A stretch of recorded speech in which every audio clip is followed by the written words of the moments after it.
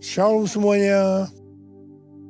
Dengan tidak terasa kita sudah memasuki bulan Desember 2025. Di mana tema Natal tahun 2025 yang Tuhan berikan adalah bahwasanya untuk selama-lamanya kasih setianya.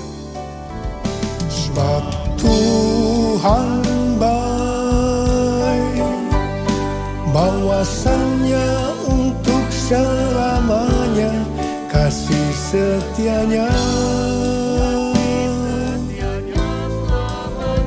Sebab Tuhan baik, bahwasanya untuk selamanya kasih setianya.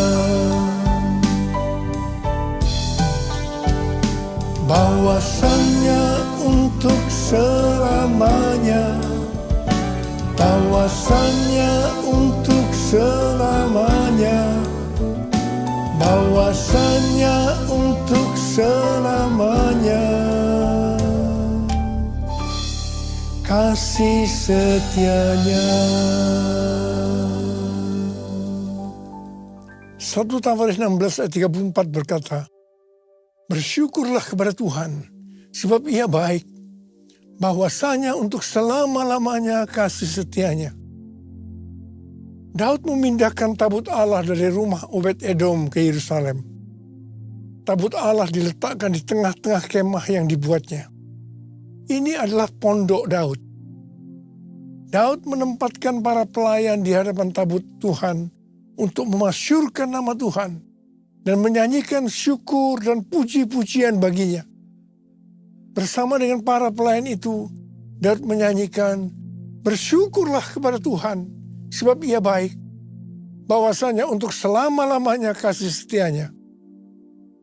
Hampir tiap pagi dalam doa, saya selalu memperkatakan, Tuhan Yesus, Engkau baik.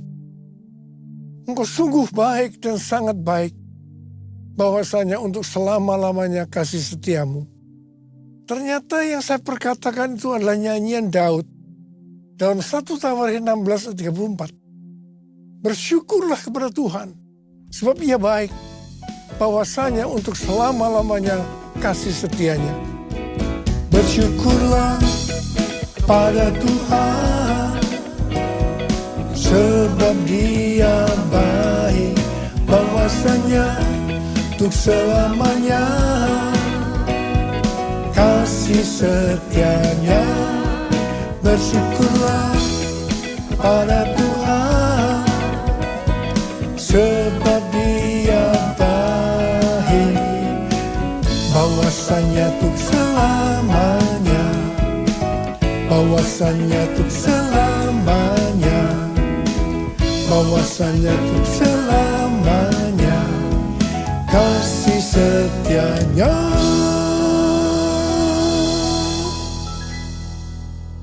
Di sini Daud bersama-sama dengan orang banyak mendeklarasikan kebaikan Tuhan. Sementara doa pribadi Daud kepada Tuhan biasanya memakai kata-kata kasih setiamu, seperti yang saya ucapkan kepada Tuhan. Dalam perjanjian lama, kasih setia chesed memiliki arti rahmat, belas kasihan, dan kesetiaan. Dalam perjanjian baru, padanan kata chesed adalah elios, yang artinya rahmat atau belas kasihan. Menjelang kelahiran Yesus, Maria bernyanyi, dan rahmatnya turun-temurun atas orang yang takut akan Dia. Bagaimana kasih setia Tuhan ini dinyatakan? Lanjutan nyanyian Daud dalam 1 Tawaris 16 ayat 35 berkata, selamatkanlah kami ya Tuhan Allah, penyelamat kami. Jadi kasih setianya dinyatakan lewat keselamatan yang Ia berikan. Dalam perayaan Natal ini, kita dapat sungguh-sungguh merasakan kasih setianya lewat kelahiran Juru Selamat Yesus Sang Mesias. Yesus lahir dalam dunia untuk menyelamatkan umat manusia. Betapa besar kasih-Mu Allahku, sehingga Kau berikan Yesus padaku, supaya aku tidak binasa, melainkan beroleh hidup yang kekal.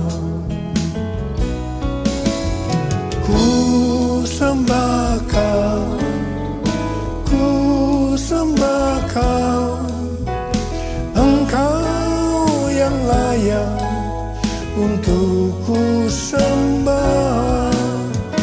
Ku sembah Kau, ku sembah Kau, Engkau yang layak untuk ku sembah.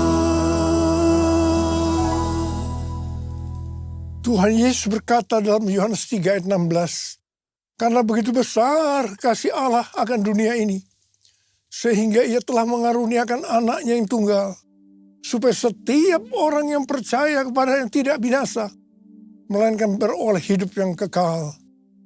Ada apa dengan manusia sehingga Tuhan Yesus harus datang ke dalam dunia ini? Alkitab katakan, semua orang telah berbuat dosa dan telah kehilangan kemuliaan Allah. Upah dosa adalah maut, mati, tempatnya di neraka.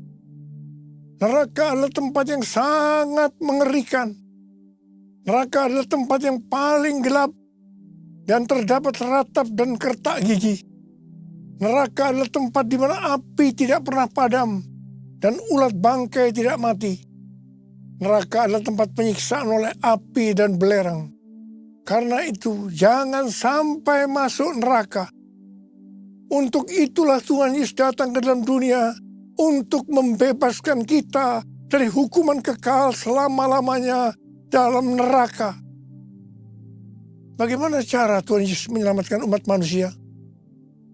2 Korintus 5 ayat 21 berkata, Dia yang tidak mengenal dosa telah dibuatnya menjadi dosa karena kita, supaya dalam Dia kita dibenarkan oleh Allah.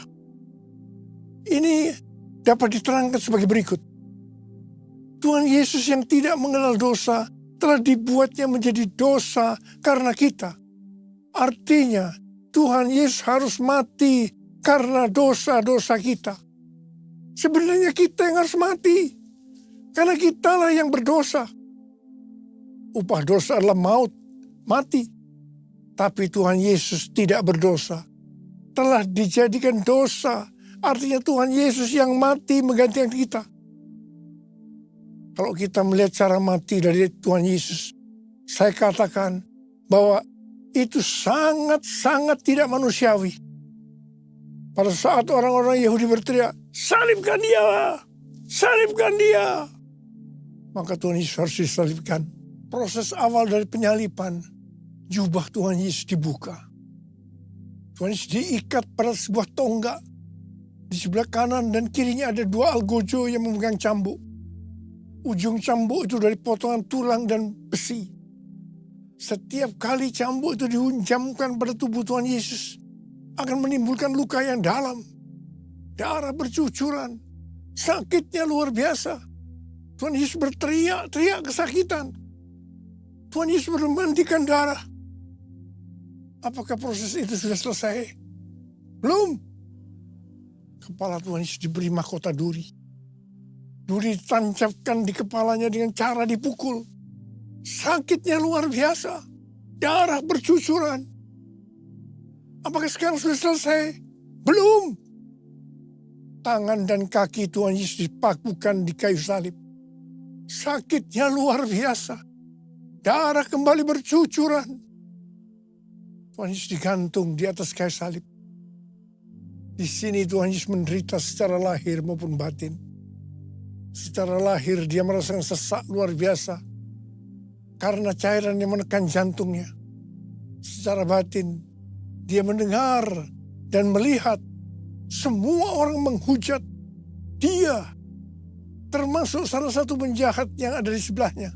Pada akhirnya setelah Tuhan Yesus berseru, sudah selesai. It is finished. Kepadamulah nyawaku kuserahkan. Tuhan Yesus mati.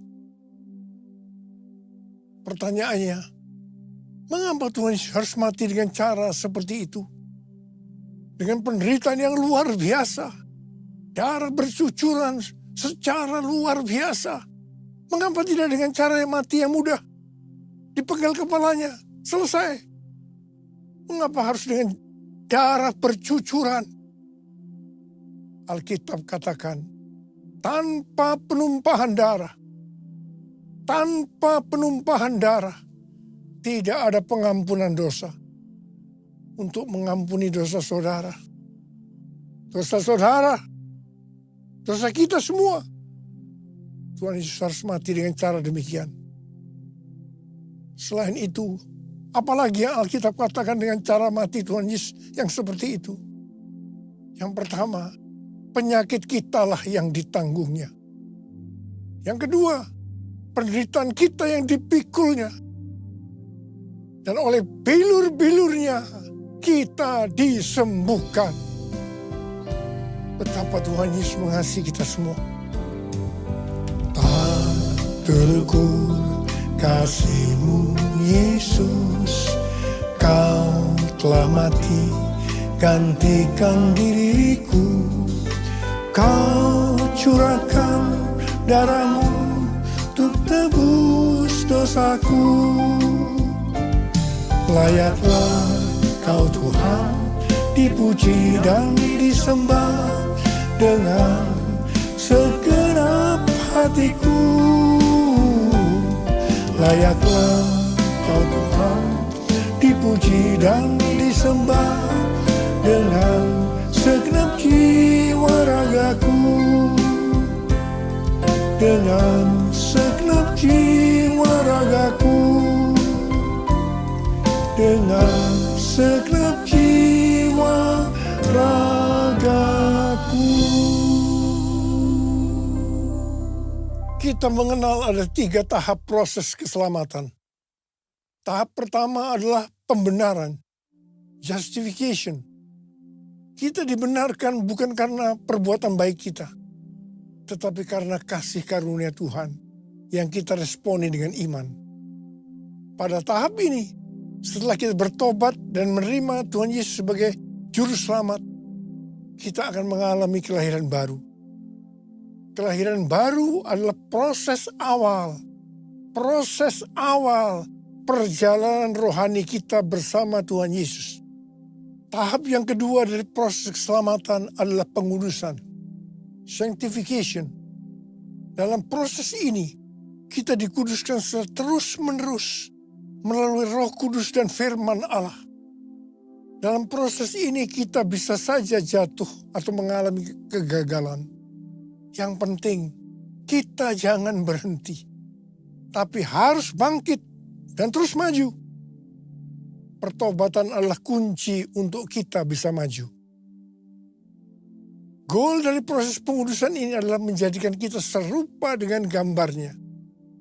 Roma 8 ayat 29 berkata, sebab semua orang yang dipilihnya dari semula, mereka juga ditentukannya dari semula untuk menjadi serupa dengan gambar anaknya, supaya ia, anaknya itu, menjadi yang sulung di antara banyak saudara. Ini berarti goal kita sebagai orang Kristen adalah menjadi serupa dengan gambarnya. Untuk menjadi serupa dengan gambarnya, maka sesuai dengan 1 Yohanes 2 ayat 6 yang berkata, barang siapa mengatakan bahwa ia ada di dalam dia, ia wajib hidup sama seperti Kristus telah hidup. Karena kita hidup sama seperti Kristus telah hidup, maka kita akan menjadi serupa dengan gambarnya. Menjadi serupa dengan gambarnya artinya menjadi murid Tuhan Yesus. Tahap ketiga dari proses keselamatan adalah pemuliaan, glorification. Kita yang menjadi serupa dengan gambarnya, yaitu murid. Pada saat Tuhan Yesus datang di awan-awan untuk menjemput gerejanya, kita akan menerima tubuh yang baru. yang dikenal dengan tubuh kemuliaan. Dan setelah itu kita akan diangkat bersama-sama untuk bertemu dengan Yesus Kristus di awan-awan. Setelah itu kita akan masuk surga dan akan bersama-sama dengan Tuhan Yesus selama-lamanya. Haleluya. Pesan Tuhan Yesus kepada kita, tetaplah kerjakan keselamatanmu dengan takut dan gentar. Kita akan melihat kasih setia Tuhan Yesus yang ditujukan kepada jemaat di Philadelphia. Wahyu 3 ayat 8 berkata, aku tahu segala pekerjaanmu. Lihatlah, aku telah membuka pintu bagimu yang tidak dapat ditutup oleh seorang pun. Aku tahu bahwa kekuatanmu tidak seberapa, namun engkau menuruti firman-Ku dan engkau tidak menyangkal namaku. Tuhan Yesus memberikan janji kepada jemaat di Philadelphia. Aku telah membuka pintu bagimu yang tidak dapat ditutup oleh siapapun. Artinya, kalau Tuhan Yesus membuka jalan, tidak ada kuasa manusia, masalah atau keadaan apapun yang dapat menutupnya. Tuhan berdaulat atas setiap pintu dalam kehidupan kita. Pintu pelayanan, pintu kesempatan, pintu berkat, bahkan pintu kemenangan. Janji ini juga untuk kita yang menuruti firman-Nya dan yang tidak menyangkal namanya, sekalipun kekuatan kita tidak seberapa menurut ukuran dunia. Firman Tuhan yang harus kita perhatikan, yang terdapat dalam Markus 12 ayat 30-31. Kasihilah Tuhan Allahmu dengan segenap hatimu, dan dengan segenap jiwamu, dan dengan segenap akal budimu, dan dengan segenap kekuatanmu. Perintah yang kedua ialah, kasihilah sesamamu manusia seperti dirimu sendiri. Tidak ada perintah lain yang lebih utama daripada kedua perintah ini. Yang kedua, firman Tuhan yang harus kita perhatikan terdapat dalam Roma 8 ayat 29. Yang mengingatkan bahwa goal kita sebagai orang percaya itu adalah menjadi serupa dengan gambar Yesus, yang artinya menjadi murid Tuhan Yesus. Yang ketiga, firman Tuhan yang harus kita perhatikan terdapat dalam Matius 28 ayat 18 sampai dengan 20 yang berkata, Yesus mendekati mereka dan berkata, kepadaku telah diberikan segala kuasa di sorga dan di bumi.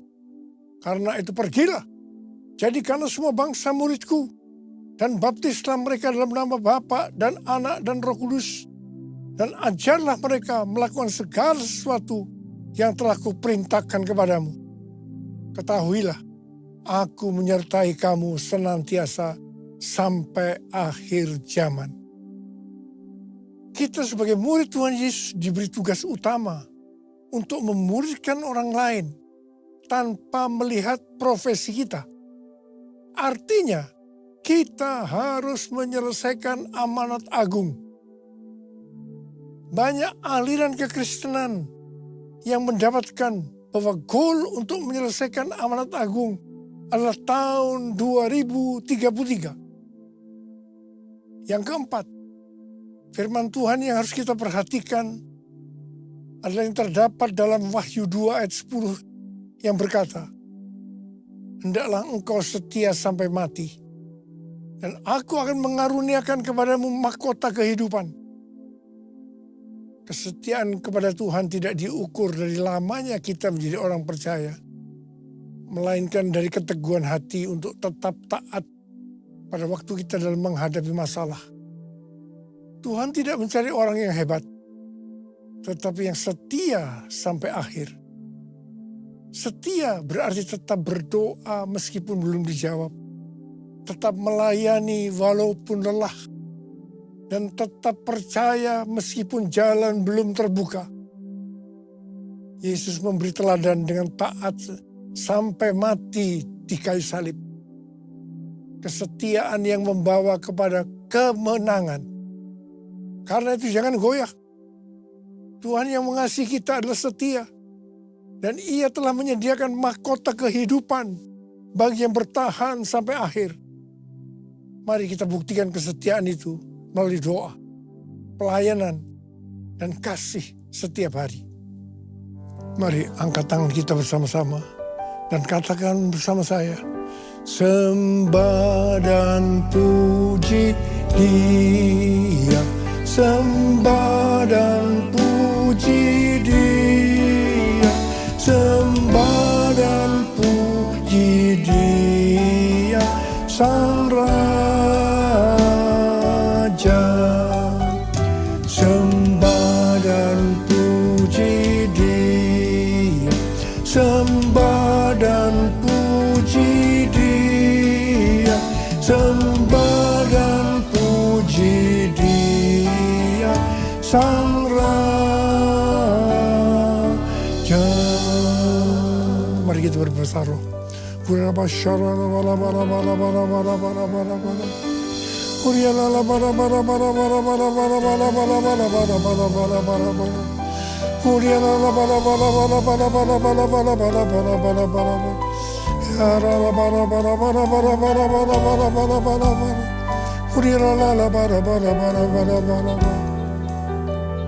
Kami berdoa buat anak-anak-Mu semua Tuhan.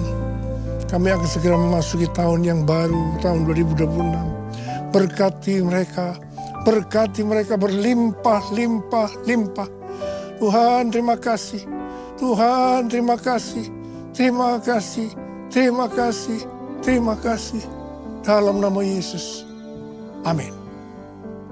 Mari angkat kedua tangan saudara, terima berkat Tuhan. Kasih karunia Allah yang berlimpah-limpah dalam anak yang tunggal Yesus Kristus. Persekutuan yang manis dan Roh Kudus menyertai kita semua mulai hari ini sampai Tuhan Yesus datang menjemput kita di awan-awan dan bahkan sampai selama-lamanya. Amin. Saya mengucapkan selamat Hari Natal tahun 2025. Tuhan Yesus memberkati berlimpah-limpah-limpah. Amin.